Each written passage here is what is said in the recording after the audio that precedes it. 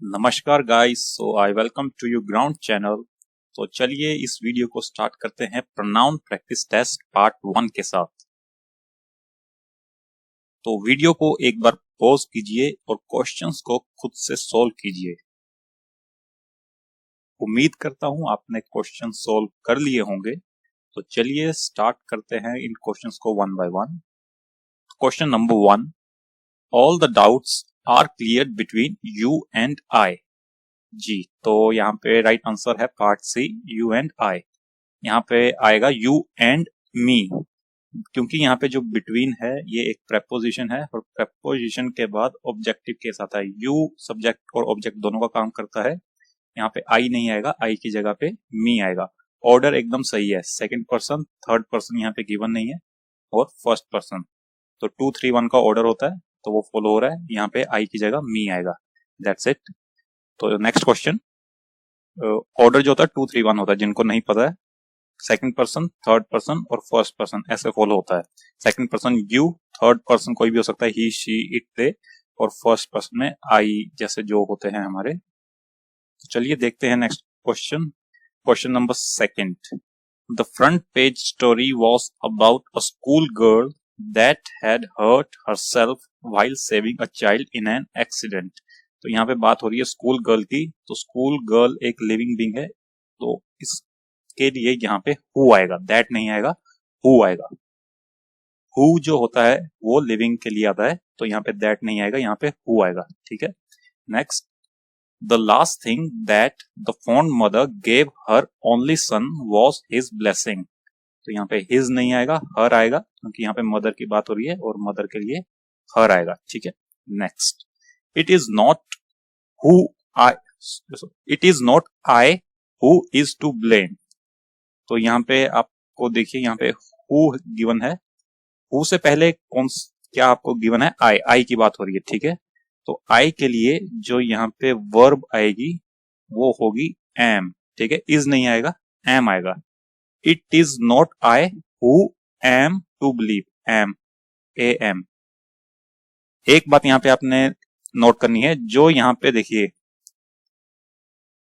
Relative pronoun given होता है ना, जैसे कि यहाँ पे हु है, जो रिलेटिव प्रोनाउन है वो आपका हु है, वो रिलेट कर रहा है आई को।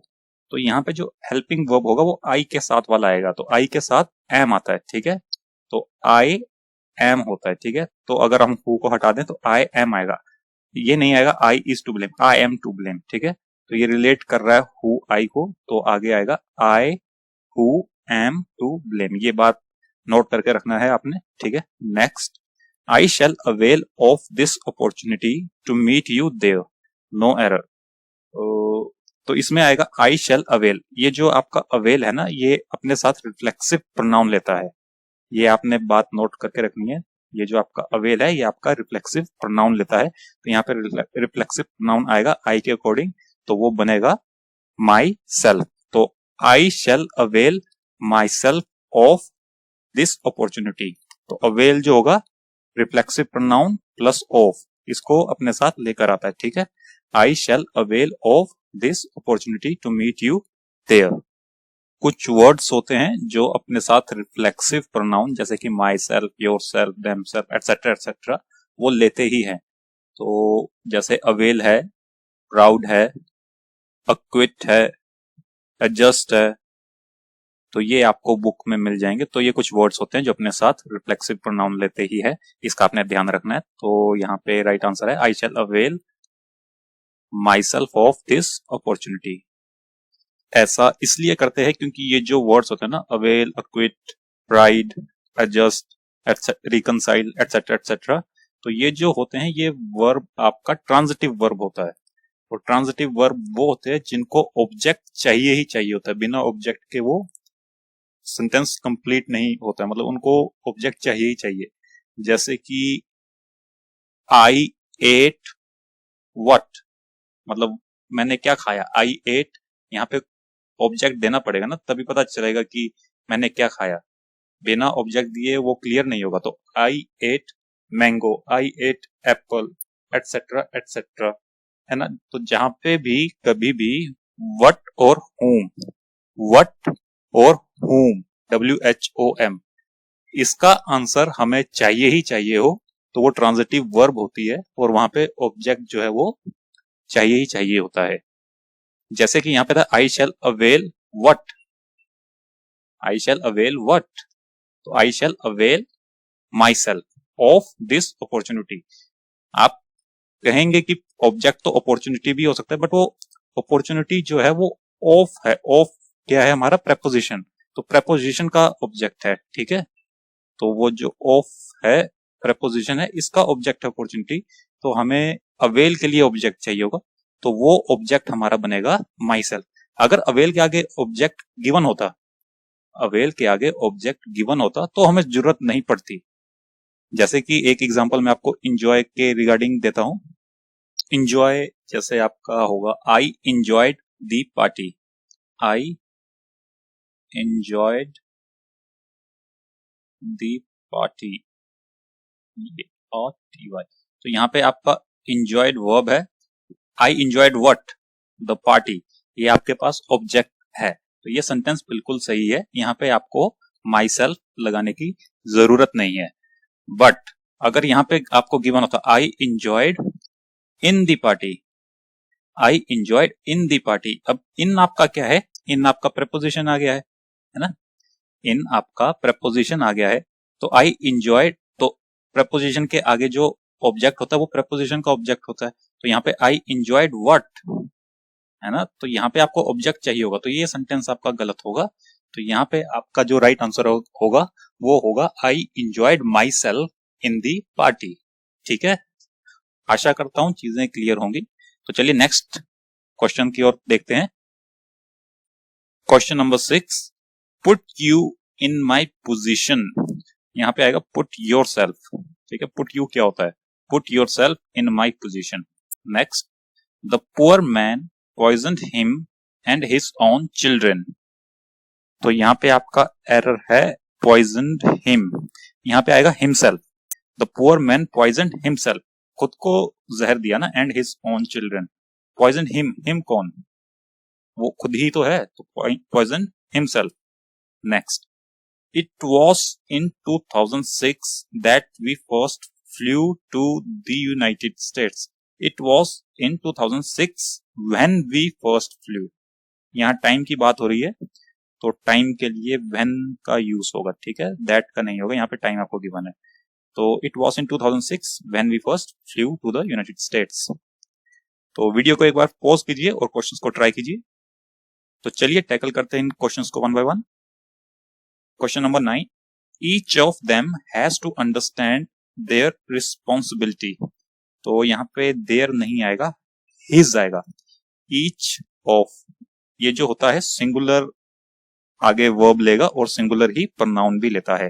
तो each of them has verb singular है, to understand their responsibility, pronoun यहाँ पे सिंगुलर नहीं है, प्लूरल दे रखा है, तो यहाँ पे देयर नहीं आएगा, देयर की जगह his आएगा। ठीक है, next, we are proud to announce that every one of us have earned a good name, तो सेम थिंग है, यहाँ पे देखिए एवरी वन दिया हुआ है, every one of us have earned, have नहीं आएगा, हैज आएगा।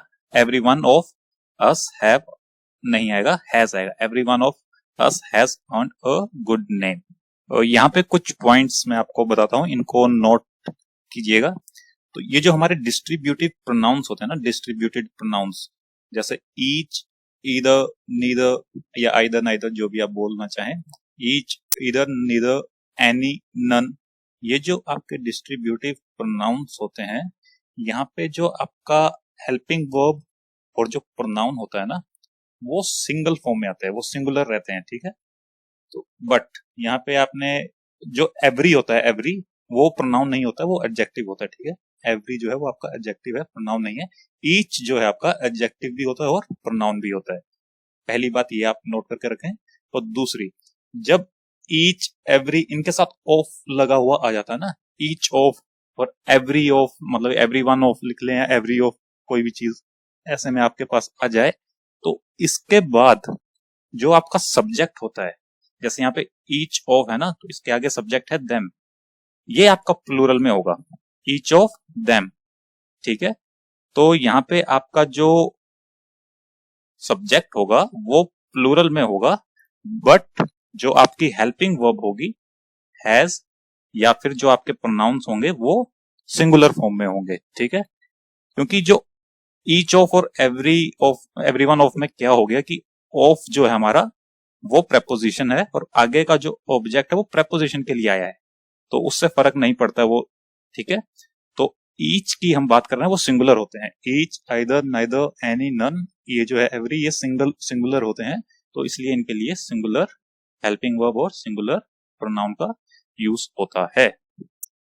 बढ़ते हैं नेक्स्ट क्वेश्चन की तरफ। Here is the man whom I think committed the crime। तो यहाँ पे आपका whom नहीं आएगा, who आएगा। Here is the man who I think committed the crime। यहाँ पे देखिए एक चीज नोट करने को है, whom और who, कई बार क्या होता है कि whom भी करेक्ट होता है, क्योंकि whom भी लिविंग के लिए ही आता है और who भी लिविंग के लिए आता है, बट हम ये कैसे मतलब बताएं कि यहाँ पे who आएगा या whom आएगा। तो सबसे सही तरीका है इसको चेक करने के लिए, वर्ब को ढूंढिए। whom, जैसे यहाँ पे whom दिया हुआ है तो उसके आगे जो भी जितनी भी वर्ब्स है उनको एक बार चेक कीजिए। तो यहाँ पे आई सब्जेक्ट है आपका, आई जो है ये सब्जेक्ट है, आई के आगे आपको थिंक दिया हुआ है वर्ब। ठीक है, आई आपका सब्जेक्ट है, थिंक आपको वर्ब दिया हुआ है। कमिटेड द क्राइम, कमिटेड भी आपका वर्ब है, देन द क्राइम, ये आर्टिकल आ गया तो आगे नाउन होगा। ठीक है, तो यहाँ पे देखिए दो वर्ब एक साथ दी हुई है, और वर्ब तो दो नहीं होती है, वर्ब तो एक ही चाहिए होगी, क्योंकि यहाँ पे ये हेल्पिंग वर्ब तो है नहीं, है ना। तो आई थिंक ये सब्जेक्ट है, इस सब्जेक्ट को वर्ब मिल गया आई थिंक। ये आगे वाला जो कमिटेड है, ये जो वर्ब है, इसका सब्जेक्ट कहाँ है? तो इसका जो सब्जेक्ट है वो ये रहा, ये जो कमिटेड है उसका जो सब्जेक्ट है वो ये रहा। तो whom जो होता है वो ऑब्जेक्टिव केस होता है। ठीक है, who और whom में ये डिफरेंस है, whom जो होता है वो ऑब्जेक्टिव केस होता है और who जो होता है वो सब्जेक्टिव केस होता है। तो यहाँ पे वर्ब है तो वर्ब को तो सब्जेक्ट चाहिए, तो ऑब्जेक्ट तो whom तो ऑब्जेक्ट है तो ऑब्जेक्ट तो आ नहीं सकता, सब्जेक्ट चाहिए होगा, तो सब्जेक्ट क्या होता है हमारा who। तो यहाँ पे whom नहीं आएगा, who आएगा और ये सब्जेक्ट होगा और इसकी वर्ब कमिटेड होगी। अब देखिए इस सेंटेंस को आप ऐसे पढ़ के देखिए, Here is the man who committed the crime। जैसे यहाँ पे दो क्वेश्चन आपको गिवन है, देखिए इनको, I like girls whom are sincere। तो यहाँ पे आपका राइट आंसर क्या होगा? who। कैसे? देखिए who के आगे आपको वर्ब दिख रही है are, तो इसको सब्जेक्ट चाहिए होगा और सब्जेक्ट आपका होता है who। ठीक है, तो who are sincere। Next, this is the girl whom I shall marry। तो यहाँ पे आपका जो राइट आंसर होगा वो देखिए, हम देखते हैं क्या होगा। तो आई है, आई आपका सब्जेक्ट है, आई आपका सब्जेक्ट है, सब्जेक्ट को चाहिए वर्ब, शेल आपका वर्ब हो गया, तो आगे मैरी उसका ऑब्जेक्ट हो गया। तो आगे हु और हुम के आगे कोई भी वर्ब गिवन नहीं है, तो वर्ब आपके पास गिवन नहीं है, तो यहाँ पे आपको ऑब्जेक्टिव केस ही लगेगा। तो ऑब्जेक्टिव केस आपका होता है हुम, सब्जेक्ट नहीं चाहिए होगा। अगर आप हु यहाँ पे मार्क करते हैं तो उसको सब्जेक्ट को वर्ब चाहिए होगा और वर्ब आगे है नहीं, तो यहाँ पे आपका जो राइट आंसर है वो होगा हुम। दिस इज द गर्ल हुम आई शैल मैरी। तो आशा करता हूँ चीजें आपको क्लियर हो गई होंगी। तो चलिए देखते हैं next question. Question number 12, he took his younger sister with himself. Himself नहीं होगा, हिम होगा। He took his younger sister with him. Next, the company is in debt and has been unable to pay their employees। their नहीं आएगा, its आएगा, its, its, क्योंकि यहाँ बात हो रही है कंपनी की, कंपनी आपकी सिंगुलर है। ठीक है, the company is in debt and has been unable to pay its employees salaries। next, the company has appointed consultants to help them increase its revenue and improve its financial position। तो यहाँ पे फिर से देखिए them आपको given है, तो them नहीं आएगा, बात कंपनी की हो रही है। तो company has appointed consultants to help it increase its revenue, company की बात है तो it आएगा। ठीक है, next, the two sisters shouted at one another in public।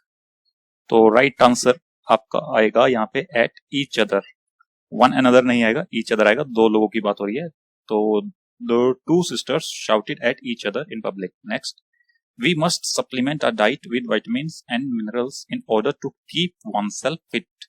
कुछ वर्ड्स होते हैं जो अपने साथ रिफ्लेक्सिव प्रोनाउन नहीं लेते हैं, तो उनमें से कीप भी एक वर्ड है, तो यहाँ पे रिफ्लेक्सिव प्रोनाउन नहीं आएगा, oneself नहीं आएगा, सिंपली होगा in order to keep fit. चलिए बढ़ते हैं आगे।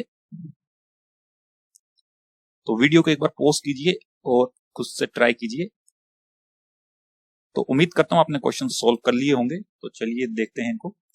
He talked on the phone for hours together, who really irritated his parents a lot. Who आपका रिलेटिव प्रोनाउन है और ये लिविंग के लिए आता है, तो यहाँ पे बात हो रही है उस लड़के की जो बात करता है फोन पर घंटों तक, बात करता है फोन पर घंटों तक। तो यहाँ पे आपका हु नहीं आएगा, यहाँ पे आपका विच आएगा, ठीक है। तो कभी भी किसी सेंटेंस को हम रिलेट करते हैं तो वहां पे विच आता है, तो यहाँ पे सेंटेंस को रिलेट कर रहे हैं। He talked on the phone for hours together, which really irritated his parents a lot. Next, instead of laying off the workers, the company decided to ask them to avail voluntary retirement. यहाँ पे देखिए avail आ गया, तो avail के लिए आपके पास क्या होना चाहिए? To avail themselves of voluntary retirement. To avail themselves of voluntary retirement. Next, Mrs. Pratap, being a good teacher, she is selected for national award. यहाँ पे आपका she नहीं आएगा, ये आपको एक्स्ट्रा दिया हुआ है, क्योंकि यहाँ पे जो बात हो रही है देखिए मिसेस प्रताप की हो रही है, तो अभी ये आपका सब्जेक्ट है, मिसेस प्रताप जो है सब्जेक्ट है, सब्जेक्ट को चाहिए verb. Being a good teacher ये तो आपको वैसे ही बताया गया कि Mrs Pratap being a good teacher, इसका सब्जेक्ट कहाँ है? इज। मिसेस प्रताप का जो सब्जेक्ट है वो यहाँ पे दिया हुआ है इज। तो शी देखिए दो बार सब्जेक्ट नहीं आ सकता ना, जब तक सेंटेंस कंप्लीट नहीं हुआ है, तो नाउन और प्रोनाउन एक साथ नहीं आ सकता है ना। प्रोनाउन तो तभी यूज होता है जब फुल स्टॉप के बाद दूसरा सेंटेंस हम बनाना हो, तो हम प्रोनाउन से पहले वाले सेंटेंस के नाउन को रेफर करते हैं।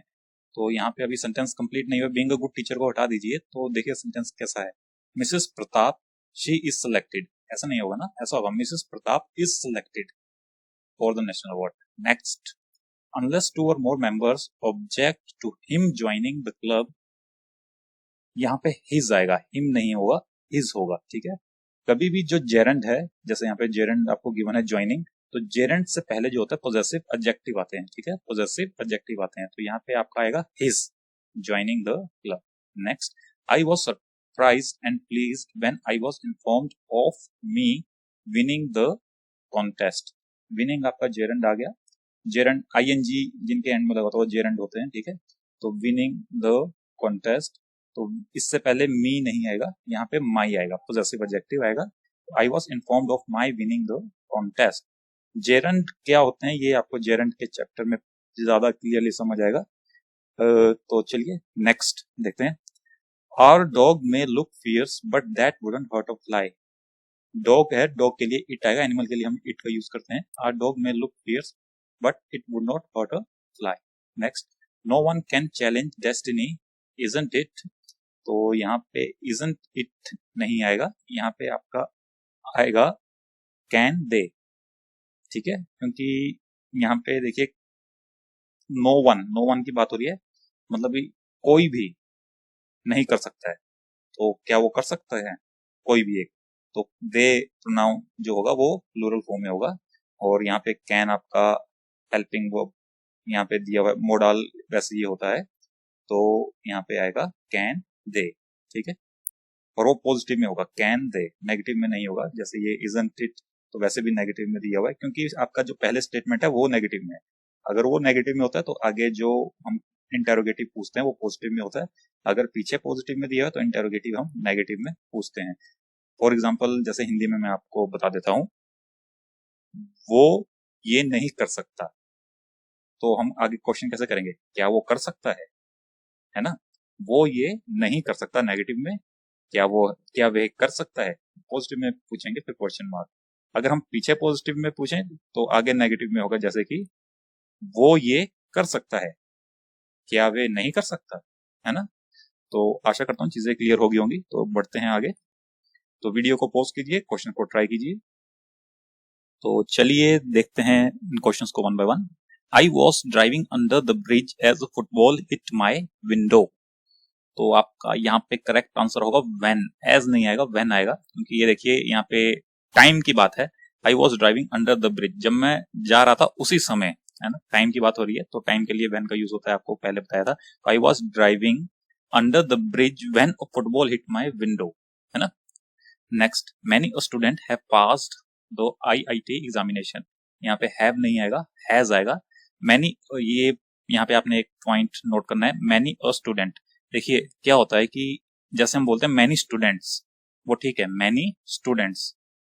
मैनी अ स्टूडेंट ये भी ठीक है, इसका भी मतलब मैनी स्टूडेंट्स ही है। मैनी अ स्टूडेंट और many students, many a student, many students दोनों सेम ही है।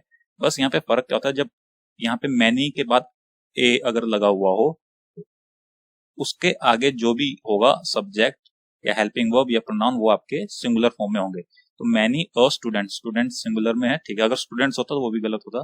Many a student has passed, यहाँ पे हैव आपको गिवन है तो हैव नहीं आएगा, हैज आएगा, ठीक है। Has passed the IIT examination. और इसको हम ऐसे भी लिख सकते थे, मैनी स्टूडेंट्स हैव पास्ड, दोनों का मीनिंग सेम है, ठीक है। तो चलिए बढ़ते हैं आगे। It was me who was responsible for, तो यहाँ पे मी नहीं आएगा, आई आएगा। इट वॉज के बाद जो होता है सब्जेक्टिव के हिसाब से है, इट वॉज आई, ठीक है। इट प्लस वॉज जो है, ये एक रूल है एक तरह का, इट प्लस बी की कोई भी फॉर्म, ठीक है। इट प्लस बी की कोई भी फॉर्म हो तो वो सब्जेक्टिव केस लेती है आगे, ठीक है। तो it was I. Next, I wonder why are you tinkering with the wire, you might get a shock. तो यहाँ पे आपका एरर है पार्ट बी में। देखिए एंड में क्वेश्चन मार्क नहीं दिया हुआ है, मतलब इंटेरोगेटिव तो नहीं है ये, तो इंटेरोगेटिव नहीं है तो वाई आर यू नहीं आएगा ना, वाई यू आर आएगा, why you are tinkering with the wire. अगर इंटेरोगेटिव है तो क्वेश्चन मार्क गिवन होता, क्वेश्चन मार्क नहीं है तो why you are tinkering with the wire. Next, you can not change people but you can definitely change on, on नहीं आएगा, yourself आएगा। Next, government and business houses must reduce its own energy, its नहीं आएगा। यहाँ पे देखिए दो subject है, गवर्नमेंट और बिजनेस हाउस, एंड के साथ जुड़े हुए हैं, दो की बात हो रही है, तो इट्स नहीं आएगा, देयर ओन आएगा, देयर, इट्स की जगह देयर आएगा, their own energy use. Next, even those which have no previous work experience have applied for this job. तो यहाँ पे विच नहीं आएगा, लिविंग की बात हो रही है, even those who have no previous work experience आएगा, ठीक है, हु, इवन दोस हु। तो चलिए इसी के साथ वीडियो को खत्म करते हैं, मिलते हैं नेक्स्ट वीडियो में कुछ और क्वेश्चंस के साथ। अगर आपने चैनल को सब्सक्राइब नहीं किया है तो प्लीज प्लीज इसको सब्सक्राइब जरूर करें, और वीडियो पसंद आया हो तो उसको लाइक भी करें। तो बहुत बहुत धन्यवाद, मिलते हैं नेक्स्ट वीडियो में। Thank you, tata, bye bye.